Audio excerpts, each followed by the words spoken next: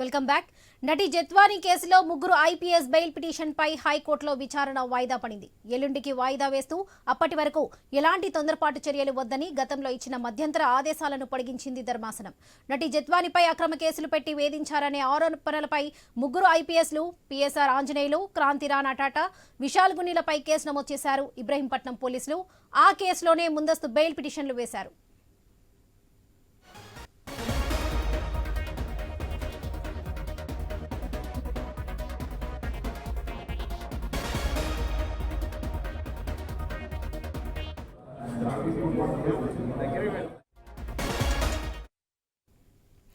నటి జత్వానీ కేసులో ముగ్గురు ఐపీఎస్ బెయిల్ పిటిషన్ పై హైకోర్టులో విచారణ వాయిదా పడింది.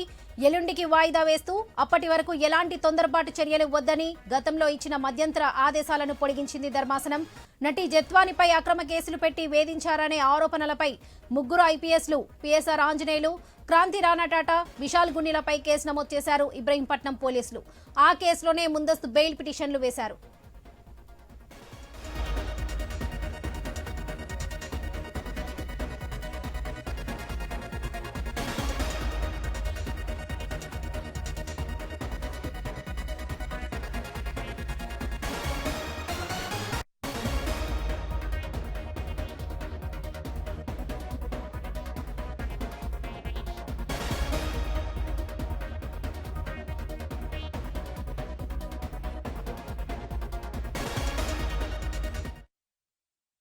నటి జత్వానీ కేసులో ముగ్గురు ఐపీఎస్ బెయిల్ పిటిషన్ పై హైకోర్టులో విచారణ వాయిదా పడింది. ఎల్లుండికి వాయిదా వేస్తూ అప్పటి వరకు ఎలాంటి తొందరపాటు చర్యలు వద్దని గతంలో ఇచ్చిన మధ్యంతర ఆదేశాలను పొడిగించింది ధర్మాసనం. నటి జత్వానీపై అక్రమ కేసులు పెట్టి వేధించారనే ఆరోపణలపై ముగ్గురు ఐపీఎస్లు పిఎస్ఆర్ ఆంజనేయులు, క్రాంతి రాణా టాటా, విశాల్ గున్నీలపై కేసు నమోదు చేశారు ఇబ్రహీంపట్నం పోలీసులు.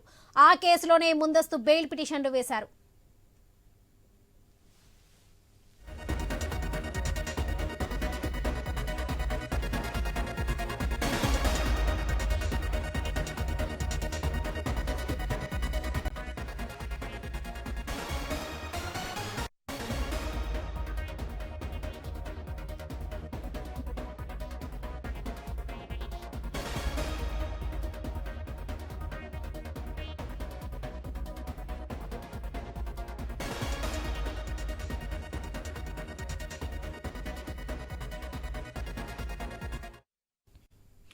నటి జత్వానీ కేసులో ముగ్గురు ఐపీఎస్ బెయిల్ పిటిషన్ పై హైకోర్టులో విచారణ వాయిదా పడింది.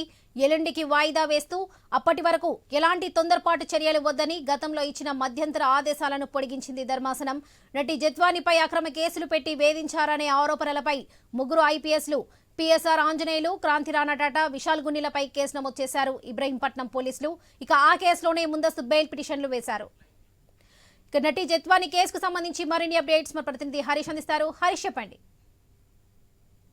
వరలక్ష్మి, జత్వానీ కేసుకు సంబంధించినటువంటి వ్యవహారంలో ముగ్గురు ఐపీఎస్ అధికారులు న్యాయస్థానాన్ని ఆశ్రయించి బెయిల్ పిటిషన్ వేసినటువంటి నేపథ్యంలో ఈ రోజు వరకు కూడా బెయిల్ కి సంబంధించినటువంటి ఇష్యూ పైన హైకోర్టు ఎటువంటి తొందరపాటు చర్యలు వద్దని చెప్పి అధికారులను ఆదేశాలు జారీ చేసింది. అయితే ఇదే సందర్భంలో ప్రజెంట్ ఈ రోజు విచారణకు వచ్చినటువంటి నేపథ్యంలో 3వ తేదీ వరకు కూడా ఇదే రకమైన ఇప్పటి వరకు ఏదైతే ఆదేశాలు అమల్లో ఉన్నాయో అవే కంటిన్యూ అవుతాయని చెప్పి కూడా కోర్టు స్పష్టం చేసింది. హైకోర్టు నుంచి వచ్చినటువంటి మధ్యంతర ఆదేశాలను పొడిగించేందుకు కూడా ఇప్పటికే కోర్టు నుంచి ఆదేశాలు వచ్చినటువంటి సిచ్యువేషన్ కనిపిస్తుంది. ఎల్లుండి వరకు అంటే 3వ తేదీ వరకు కూడా ఎటువంటి తొందరపాటు చర్యలు వద్దని చెప్పి పిఎస్ఆర్ ఆంజనేయులు, క్రాంతి రాణా టాటా, విశాల్ గున్నీలకి సంబంధించినటువంటి కేసుతో ఏపీ హైకోర్టు తీర్పునిచ్చింది. వీళ్ళతో పాటు ఏసీపీగా ఉన్నటువంటి హనుమంతరావు, సిఐ పై కూడా ఇదే రకమైనటువంటి ఆదేశాలు కొనసాగుతాయని కూడా స్పష్టం చేసినటువంటి సిచ్యువేషన్ కనిపిస్తుంది. ప్రధానంగా చూసుకుంటే కనుక ఎవరైతే ఐపీఎస్ ఉన్నారో ఐపీఎస్ తరఫున న్యాయవాదులు ఇచ్చినటువంటి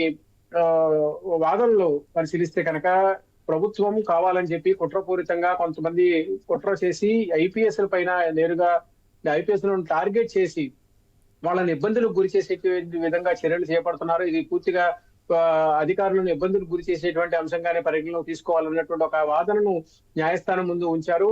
ఐపీఎస్ లను కేంద్రంగా చేసుకుని ఐపీఎస్ పైన తీసుకొచ్చినటువంటి విమర్శలకు సంబంధించినటువంటి అంశాలపైన పూర్తిగా అబద్ధాలతో కూడుకున్నవి, అసత్య ఆరోపణలు, కేవలం రాజకీయంగా వీటిని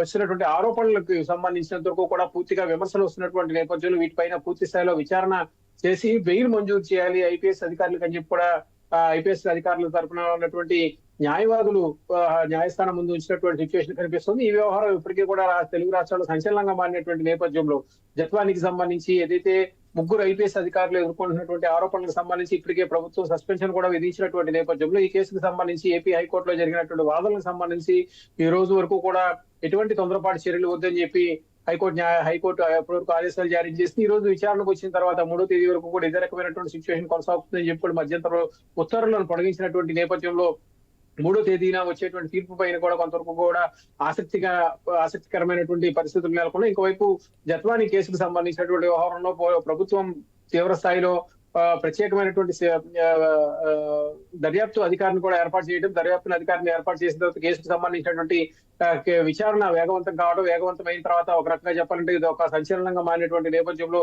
ఇప్పుడు హైకోర్టు ఇచ్చినటువంటి తీర్పు తర్వాత 3వ తేదీన ఎటువంటి పరిస్థితులు ఉంటాయి, రాబోయేటువంటి రోజులు ఈ కేసు దర్యాప్తు ఏ విధంగా ముందుకు పెడుతుంది, ఈ కేసుకు సంబంధించినటువంటి అధికారులు విమర్శలు అదేవిధంగా రాజకీయ కుట్రకోణంకి సంబంధించినటువంటి అంశాలపైన కూడా చర్చగా మారినటువంటి నేపథ్యంలో రాబోయేటువంటి రోజుల్లో ఈ కేసుకు సంబంధించినటువంటి దర్యాప్తు ఏ విధంగా ముందుకు వెళ్తుంది. ఒకవైపు అధికార యంత్రాంగం ఐపీఎస్ స్థాయి అధికారులు ముగ్గురు అధికారులపై ప్రభుత్వం సస్పెన్షన్ విధించడం ఒక ఎత్తు అయితే కనుక ఇందులో గత ప్రభుత్వానికి సంబంధించినటువంటి పెద్దలు ఎవరైతే ఉన్నారో వాళ్ళందరూ కూడా పూర్తిగా రాజకీయ పరమైనటువంటి దురుద్దేశంతోనే ఈ కేసులో ఐపీఎస్ ను విధించారనేటువంటి ఒక అభిప్రాయం కూడా వ్యక్తమవుతున్నటువంటి సిచ్యువేషన్ కనిపిస్తున్నటువంటి నేపథ్యంలో హైకోర్టు ఇచ్చినటువంటి తాజా ఉత్తర్వులతో 3వ తేదీ వరకు కూడా ఇదే రకమైనటువంటి సిచ్యువేషన్ కొనసాగించాలి, ఇప్పటి వరకు ఉన్నటువంటి పరిస్థితి ఎలా ఉందో అదే కొనసాగించాలని చెప్పి కూడా ఆదేశాలు జారీ చేసినటువంటి సిచ్యువేషన్ కనిపిస్తుంది. దీంతో హైకోర్టు ఇచ్చినటువంటి తీర్పు తర్వాత 3వ తేదీలో వచ్చేటువంటి తీర్పు పైన కూడా పూర్తిగా సర్వత్రా ఉత్కంఠమైనటువంటి వాతావరణం అయితే మనకు కనిపిస్తుంది. వరలక్ష్మి.